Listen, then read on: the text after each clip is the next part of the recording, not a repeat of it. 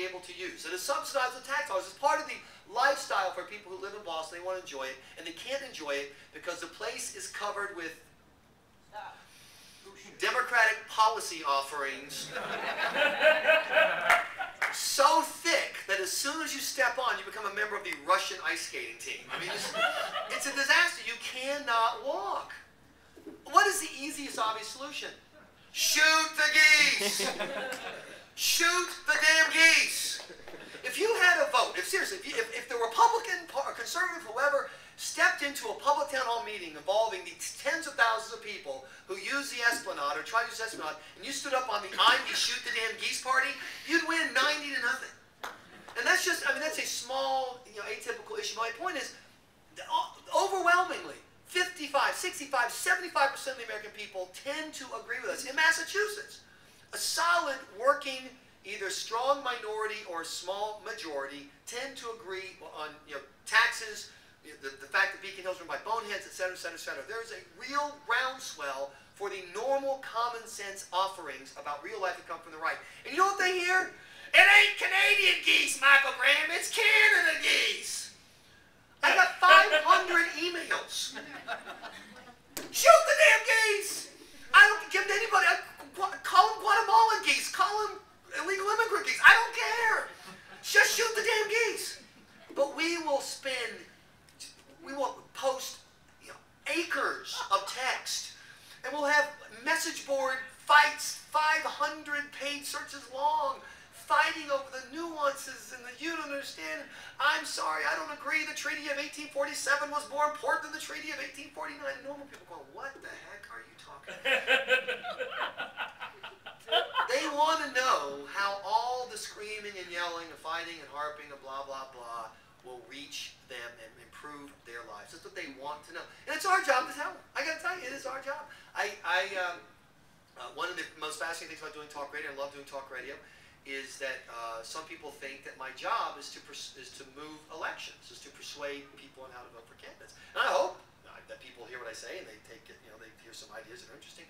My job, like your job, if you want traffic on your website, if you want Facebook page hits, if you want Twitter followers, my job is to engage people, and then more directly in the radio, entertain people. I'm in the entertainment business. I'm in show business.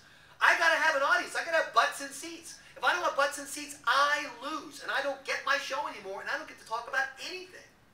And sometimes I'll go to because I'm on the web all the time, and I'm constantly looking for new sources, new information, new nuances, and I'll go to a web page, and I'll find this brilliant observation by somebody about something going on. So I think the other day, someone had a great point about Sonia Sotomayor that I had not seen before. And so I'm reading this one part that had been, I'd been sent to by somebody. This is great. And I go back to the whole page, and it's just this disaster. It's this turgid, boring, bland, disengaged, hectoring, arms on the head. Why don't you already understand this? You should know this. I'm going. And some law professor guy, and he's super, super smart. But I'm going, sir, I'm not disputing anything you say is being accurate. Why the hell would anyone spend 2 minutes on your page to read it? Why? So you got to ask yourself, if you're going to be in the new media, if you're going to be developing a site to achieve a goal, to accomplish a goal, why is anybody going to go to your website? Why? And I know you've heard a lot about content earlier, and I've been told, and I hope you talk content, because it is all about content. One of my favorite websites I go to all the time, instapundit.com. I see a PJTV shirt right here. You guys do Instapundit? Instapundit.com is an aggregator website with one punchline per post. That's what a typical person has time for. If you're a geek, welcome, my fellow geeks. I love you. I know you. I want to hold you. But let's admit it, we're geeks.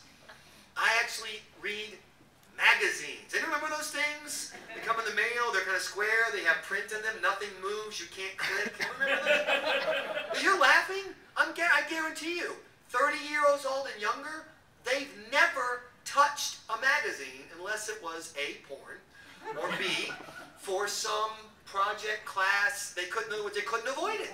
That's real life. That is where people, more and more people live. A friend of mine who worked in radio is now, like many people who used to work in radio, Jennifer, not working in radio because the industry is going through a lot of changes related to more ad revenue and more content moving to the web and new media. And he got hired as a consultant to work on magazines. He said, Michael, I wish I could go back to radio because radio has something people want. They want to listen to radio. It's handy. It's easy to use. It goes around you everywhere. So they actually still want it. No matter how badly the radio industry and the bigwigs try to screw it up, people still want it. So Michael, I'm working with magazines. People don't even want it. That you can't make, you have to pay people just to get them to pick the thing up. You guys see the cover of Time last week? What's the cover of Time? Obama. No, I know. A good bet is Obama. And it's this default answer. What's the cover of Time? What's the lead on CBS? What has Chris Matthews touching himself inappropriately? Obama is a good answer. I agree. But don't tell Mom I said that, okay? No, the cover is the publisher's iPhone with a message on it, a message text asking you to read his article about Twitter. That's the cover. They're doomed. They're gone. I mean, the magazine business will be around. There'll be niche magazines and stuff. But the notion of broad-reaching, campaign-changing, if we're talking about politics, content coming to you in your mail a week late on a piece of paper you got to throw away, done. That's so true. It's just done. So there's no, they have the problem that no matter what their content is, they can't win.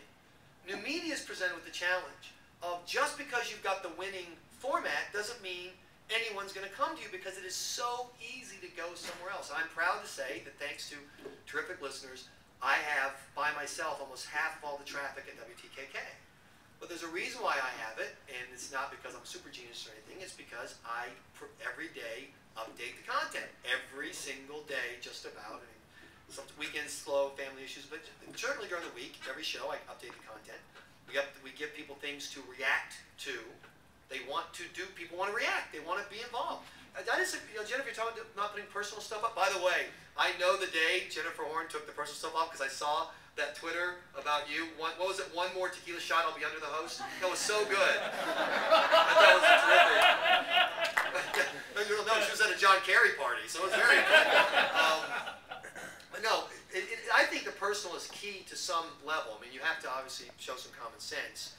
Or your breasts, ladies. I'll take either one. But you have to show some common sense. But one of the things that happens with new media is that you are inviting people into their intimate... I'm sorry, one too many offensive jokes on breasts. I'm so sorry. I won't do it again, I promise. That's enough. Liar. And anyway, that's my parole officer, actually. And so, but I think the intimacy is part. The notion of interaction. If you want intimacy, perhaps too strong a word, but the notion of interaction is key. They want to interact, and they want to interact with somebody that they sense they know. And you don't have to write long bios or, there's my family, or a picture of me from the beach, whatever. But personal, to me, one of the keys for me, I'll put it this way, one of the keys for me is first-person content. That it's not, studies say, surveys show.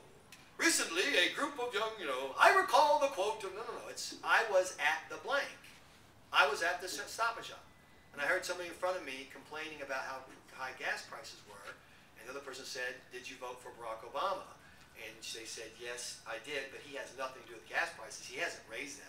And the other person said, well, that may be true, but he announced before he was elected that he wanted to. Hey, what a great anecdote. And I was there at the Stop and Shop. And it's not that people suddenly know your Social Security number or would necessarily meet you on the street, but that's the voice that they're used to interacting in. This is not the newspaper third party, on 4/27 the police reported an accident. That's journalism talk. That's newspaper talk. That's not new media talk. Is there that kind of talk? Yeah, it's old media people putting the old media content on the new media. But let me tell you something. People who are trying to write content for their web page, who are writing as though it's a magazine article or even an editorial, you need to remember something. The people who read new media, they're used to reading, they don't forget reading whole pages, Forget even reading whole paragraphs. Forget whole sentences. They're used to reading not even the whole word. Just pieces of letters. I am going to, what? There's like 7 letters here. I'm serious. If you gave my son, Lincoln, right now, the Gettysburg Address, he could have it in like 17 characters. With a Lincoln smiley face at the end. I'm telling you, he could do it. We hope that you're, fourscore and 7. And so, you're taking people, they're ready. They don't need a lot of exposition. They don't need a lot. In the past, when people provided content, they felt like they needed to provide context. New media always presumes context. It always presumes that you know what the heck you're reading about. You know something about it. You know why? Because you're swimming in a tide of media. You're swimming in a tide of information. So if you're providing content, don't feel like you have to explain. Last Thursday, South